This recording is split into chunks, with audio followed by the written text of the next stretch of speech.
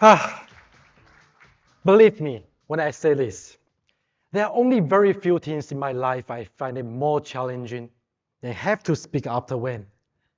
And that guy says that he got a problem with speaking in English. What about me? Jesus. And to make it worse, another one of these, the most difficult thing for me here today is actually to have to explain the Unitas protocol in just 20 minutes. It's very, very difficult. Okay, so hey, good morning. My name is Winston. I'm the co-founder and the board member of Unitas Foundation. So today I'm going to walk you through 4 things. First, the motivation of Unitas protocol. The second, what is Unitas stablecoin? Third, how can Unitas stablecoin enhance people's freedom of choices? The fourth one and the last one will be why you all should be a part of Unitas protocol. Okay, so before I start, I have to give you guys a pre-warning. I mean, back to the office, there's a lot of people call me Professor Winston. They give me that title definitely not because of my wisdom or my knowledge. It's just because I have this very bad habit. When I explain things, I just go too deep. I just give too much of a knowledge. Okay, so yeah, that's always been my problem. But I promise you, like today at this the event, okay, I'm going to try my level best to simplify things. But then I do need your patience to stay with me because Unitas protocol is really vast. It's 3 years of hard work of our team, a lot of economists, a lot of PhDs, the people from the central banks, the people from the regulators. We study and iterate. 3 years of hard work. It's going to be very, very difficult to explain in 20 minutes, just 20 minutes. So I do need a little bit of your brain power, your attention, and the patience. Okay. And there's one more thing to know that I'm always ready to answer any question at any time. So feel free to hunt me down whenever you see me here. But of course, if you feel like to drill wind, okay, with your hard questions, okay, be free, like be my guest, just go to him. Okay, I'd be okay with that. All right. So before we start, let's establish a baseline. Currency drives when freedom and competition unite. Let me repeat. Currency drives only when freedom and competition unite. What I mean by that? Actually, the current monetary system that we are operating today is nothing but giant ledgers that's maintained by the governments to issue currencies and money. And so that we can use that money to record the exchanges between goods and service that is supplying by the producer and consumed by the consumer. So before you see a US dollar, what is US dollar? It's a fiat. It's a currency. We should know the US dollar before it is a money is actually a ledger that's reflecting the economic strength of the United States. Same as Japanese yen. What is Japanese yen? Before Japanese yen as a money, it is also a giant ledger that's maintained by the Japanese government to reflect the economic strength of Japan. Same as the Taiwan dollar, Singapore dollar, Vietnamese dong, Indian rupees. So the same, ledgers before it is money. What is very, very, very important for us to know is it should be a nation's economic strength that's backing its currency, not a currency that's backing the nation's economy. It is the basic fundamental. The GDP, it's okay that the fiat is all controlled by the government. It's okay the fiat have nothing to back, but it should be a GDP backing the fiat, not a fiat backing the GDP. But things changed. Since ever we invented fiat, and we abandoned the gold standard, and then we established a fractional reserve. We introduced more broad money than base money. The monies are coming out of credit. Is that even right? So today, the money that we use Is it fair? Is this arrangement fair? Is this even sustainable? That the monies are not backed by anything but the trust of us to a government's credit. Even if we bring this to the international level, the global level, the US dollar we're using today as this world reserve currency is also backed by nothing but our trust to the United States government's credit. So is this really fair or is this really sustainable? Before I give you an answer, I would like to give you a quote of one of my favorite and the best economist of all time, Friedrich Hayek. He's a Nobel Prize winning economist. So in one of his books, this decentralization of money, he defined what is the best money possible and what is the worst money possible. He says, a currency that deliberately controlled in supply by an agency whose self-interest forces to satisfy the wishes of the user's needs, that might be the best currency possible. And on the other hand, a currency that's regulated and to satisfy the demand of the group's own interest is bound to be the worst currency ever. What does that mean? I'm sorry, I will have to use the US dollar as an example again. When the US dollar functions as United States money alone, locally and within, and its supply aligns with the country's economic needs, the US dollar is the best currency. It's a great currency. But then now if we take the same US dollar at the global level, we also functions as the world reserve currency. But then it prioritizes the US interest above all else. Now we got a problem, big problem.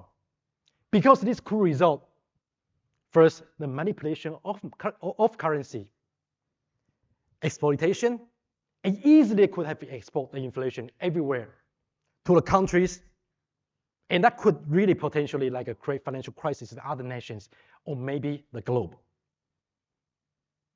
Worst of all, it creates a global inequality problem that potentially could trigger war. All these are real. Let me give you another fact. US dollar is not alone. Among 180 major economies in the world, more than half are the emerging countries, the other emerging economies. Their people are suffering every day with what? Hyperinflation, suffer with the demonetization, the famous demonetization of India. September this month is going to happen again for the 2,000 rupees note. Nigeria just happened not long ago. Dollar shortage, the businessmen couldn't operate business. There's a lot of problems that's going on. In most of the country, guys, believe me, that's the most of the country I'm talking about.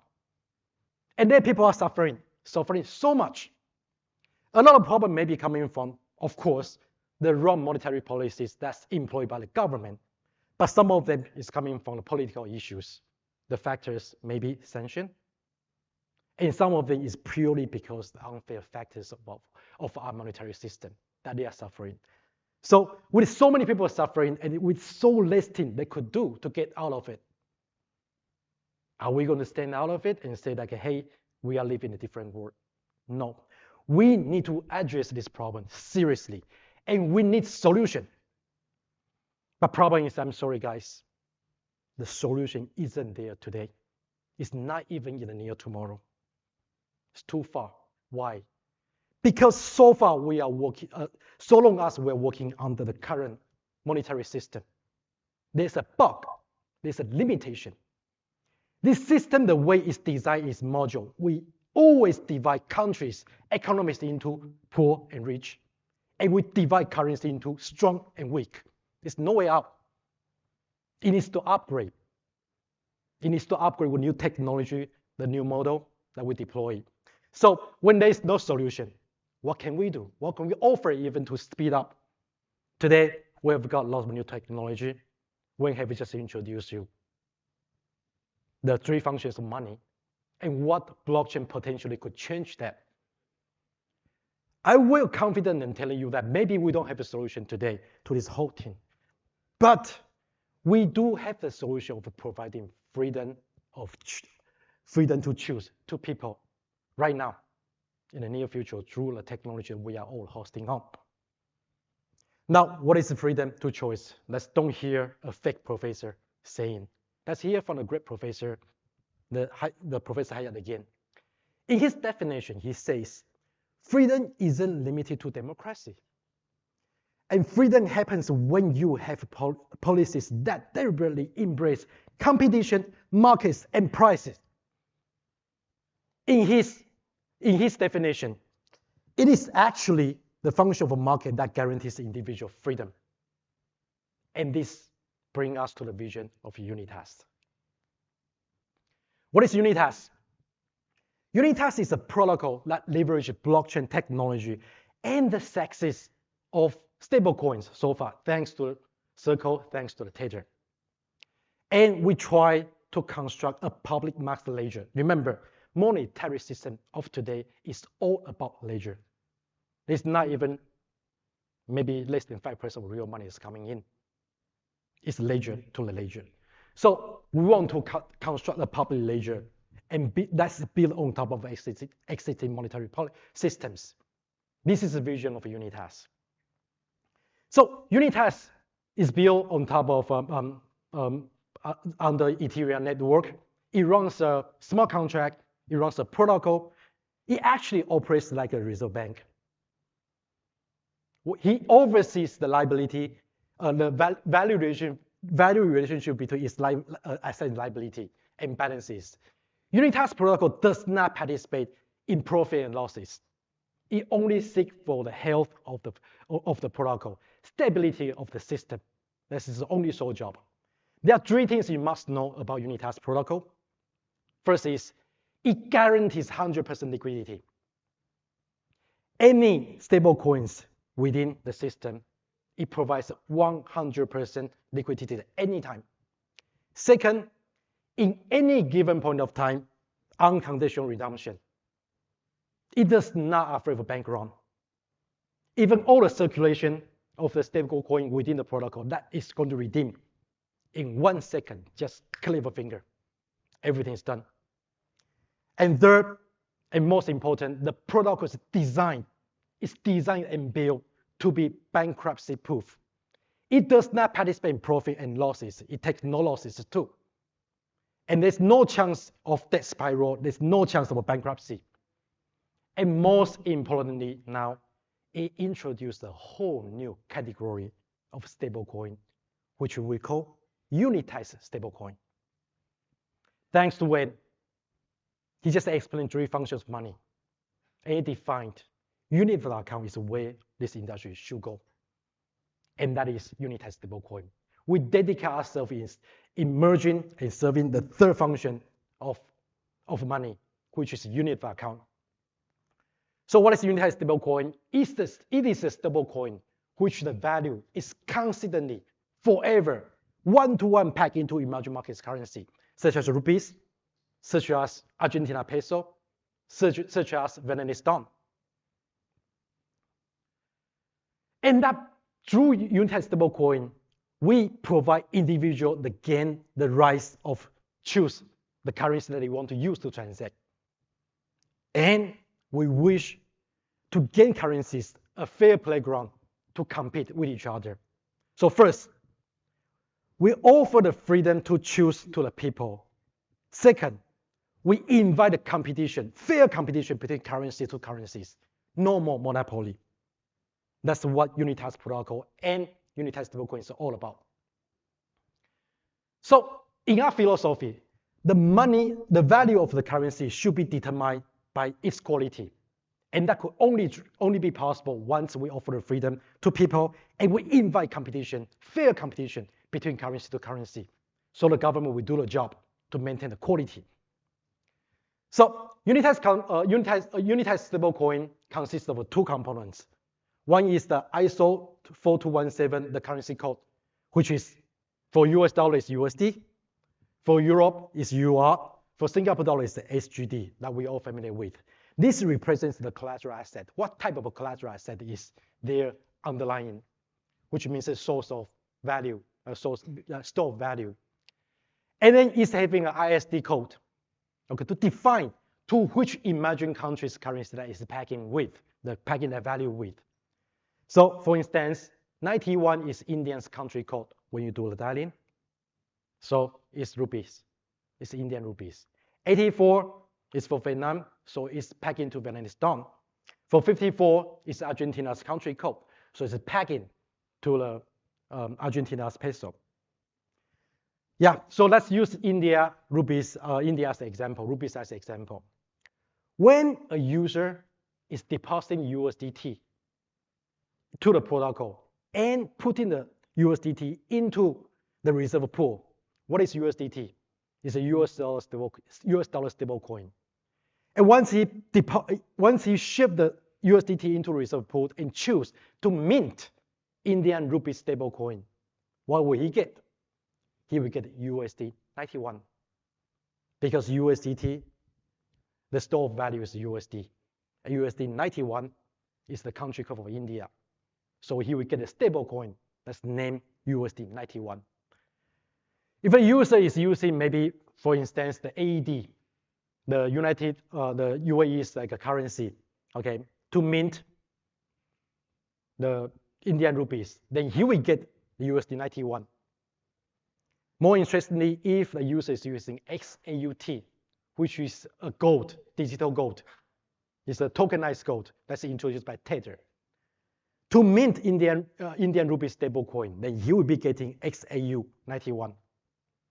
Very interestingly, no matter it's USD 91 or AED 91 or XAU 91, the value of it, the real value of it, no matter it's primary or secondary markets, will always be 1 rupees. We always be 1 rupees. Now, you get to choose. You want a rupee that's backed by dollar, or you want to use the rupee stablecoin that's backed by AED, or you want to use the rupee stablecoin that's backed by gold. Getting it? So let's go back to what Wen have just introduced to everybody. Under this framework, let's take the US 91 for example. What is the source of store of value? It's USDT, like in the first place. But what's behind USDT? It's the US dollar and the treasury. That's responsible of the US government. That's the US dollar's GDP. So it is actually, the store of value is actually the US dollar. What is the medium of exchange? Medium of exchange is now USDT. Why is that so? Because if you got USD 91, the only way you can change back to fiat is through USDT. And then redeem, get a dollar. Or if you have a dollar you want to mint USD 91, the only media is USDT. So medium of exchange. And what is it now, unit of account? It's USD 91, it's Unitas stablecoin. One more interesting fact. You may see USD 91 as a rupee stablecoin, but what is this for real? Why is it called USD? Yes, it's kind of US rupee stablecoin, but it's actually also a dollar. A fractional amount of a dollar. That's equivalent to 1 rupees. Same as XAUT. If you own 1 XAUT 91, it means you are owning 1 rupee stablecoin, yes, but that also means you are owning 1 fractional piece of a gold. That's equivalent to 1 rupees. This is how Unitas stablecoin, the concept of Unitas stablecoin. Okay, so these all are same asset. It's all are equivalent to 1 rupees. Difference is on which asset class is backing the rupees, okay, and on what you can redeem. All right, so clearly, Unitas protocol at present, we are offering people to use strong currency to mint the weaker currency. That is why there's 2 things about weaker currency. There's a risk, right? There's 2 things about risk currency. One is this political instabilities. You just somehow tomorrow you want to demonetize. That will be my problem. And it's happened over and over again. But what if today you are owning like USD 91 and the Indian government is now going to go this demonetization again? Sorry, no problem. You are not afraid of. Why? Because your rupee is actually backed by dollar. So demonetization or political instability doesn't matter. Second, it is called weaker currency. That's because actually the value usually depreciate over a period of time against too strong currency. Okay, so depreciation of the emerging currency is another risk that wherever we are holding the emerging currency, emerging economies currency. But under this, because we're using stronger currency to mint the weaker currency, so the protocol is least bothered. It's not concerned about the weaker currency depreciation. In fact, if it ever happened, the protocol will be earning the money, will be earning the profit. Why? Because maybe the user just mint with 1 USDT mint 80 rupees, but because rupees depreciate, become 85, he won't be getting like a 1 USDT back whenever he wants to redeem because the rate changed to 85, rupee depreciate. So protocol on the reverse, we are not afraid of depreciation of the emerging currency. Emerging currency is good for the protocol because protocol we gain the profit. But then I just mentioned, protocol does not participate in any profit and loss. So any profit that protocol earns, it will reimburse back to the insurance provider. So it's the insurance provider who will gain all the profit from this protocol. So on vice versa, yes, theoretically, in the long period of time, emerging currency, the weaker currency against strong currency, you depreciate theoretically. But economy is a circle. There will be a time you will enter into the circle where emerging currency may stop appreciate and may continue to appreciate on the extreme cases. In that case, the protocol will occur loss, yes. But again, protocol doesn't participate in profit and loss. If that case happens, it is also the insurance providers who will lose his money. So why is insurance provider participate in things like this? Because he's actually shorting the emerging currency with the stronger currency. He's winning, yeah, there's a risk reward in here. Okay, so what is important to know, like every Unitas stablecoin, when it's minted, it will always be 130% over collateral at least. With 100% probability, user is suffered. Unlike a DAI, you need to over collateral more than 130% to mint the one piece of DAI. But in here, user only provide 100% of the collateral of the reserve, and the insurance provider provides rate of 30% or above. And whenever the asset pool of the protocol and the liability pool reach up to 100%, it triggers global liquidation because the protocol is built to be anti-bankruptcy proof. So, for instance, the extreme case, emerging currency keep on appreciating for long term and extreme. And the protocol liability he just lost all the insurance providers' money. So now, in certain point of time of the exchange rate, the protocol is the balance sheet just 100% back. You lose all 30%. Then no matter you're holding USD 91, 84, 63, or any currency, whether you want to change or not, protocol doesn't care. He triggers liquidation event. We exchange all Unitas stablecoin back to the original collateral. Why? Because the protocol doesn't want to owe you money. The protocol cannot go bankrupt. So it is, but the user is hopefully protected in case it's liquidation event. It's just your rupee stablecoin become gold again. Your rupee stablecoin become USDT again. But you are 100% protected. It is the insurance provider taking the loss. Okay, so by now you might be thinking like, right, okay, it might be confused. Yeah, you are using strong currency to mint the weaker currency. That does provide the users freedom of choice, the freedom to choose. But then this potentially also speed up the stronger currency to penetrate into the weaker currencies market, right? Where's the equality in here? You're actually speeding up. Because when people got freedom to choose, they naturally will choose a better currency. Maybe they will really use 91 more than the real INR. Maybe they use 80 more than real INR. We notice this issue, and yes, for now, the first version, we only allow stronger currency to go weaker currency and provide the freedom to people. But then, just about any time the weaker currency, the weaker economy is ready, they come up with their maybe CBDC, or they come up with maybe their own stable coin. we will switch over. We make sure we provide them with the equal betting playground, which means maybe we can use INR CBDC or INRT, the stablecoin, to mint the dollar. So by now, you might be knowing what's INR1. It's a dollar because the one is United States, right? So it's a dollar that's backed by INR. We can even have the INR 971. It's an AED that's backed by INR. We can have the INR 54. It's a peso that's backed by the Indian rupees. Getting it?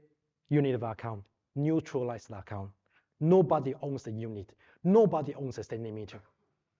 Nobody owns dollar. It's not a special domain of a country. US dollar is, but dollar alone, anybody can mint. All right, so let's draw the quick conclusion. What we have today, okay, so what is the motivation behind the Unitas protocol? Because time has got mature. There's a problem. There's a problem in current monetary system. It is a solution. There's a technology. Potentially, we are able to solve that to improve the upgradation of the system. That is our motivation. We know we could do it. And what's Unitas? Unitas is a protocol. It functions like a DeFi reserve bank. It oversees the value relationship between asset and liability. Okay, and it makes himself 100% liquidity, provides 100% liquidity. It makes itself like a any given point of time for redemption without condition, and is bankruptcy proof. Moreover, introduce a new category of a stablecoin called Unitas stablecoin. But what is Unitas stablecoin? It's a stablecoin one-to-one pegged to emerging currency, smart emerging currency. Now, why you should join the Unitas system? Because it matters to you. Whatever is happening right now, it matters to you. It matters to us. The system is broken, and there is a solution. It matters to my children. It matters to people maybe doing business with emerging country. Mostly, all of you are here. We are on the blockchain industry. We have the power. We have the knowledge. It's been 15 years of this technology introduced to the world. We haven't really developed much of the things that's usable. Maybe exchange is one, and for sure, stablecoin is another one. But 15 years. This is one of the protocol. This is closest to bridge the real finance and the blockchain finance. We are not here to do a fundraising. We are just here to invite everybody to join the revolution. We are just here to invite everybody to start developing things on top of it. Start exploring the application. It is the monetary system. It is the reserve bank under the DeFi world. It's really one of the best things that you could ever witness maybe in the next decade. This is my strong suggestion. Let's do it together. And our sincere invitation. So once again, my name is Winston. Okay, I'm really thank you for your patience today. A lot of information. And again, please feel free to reach out to me at any time. Thank you so much.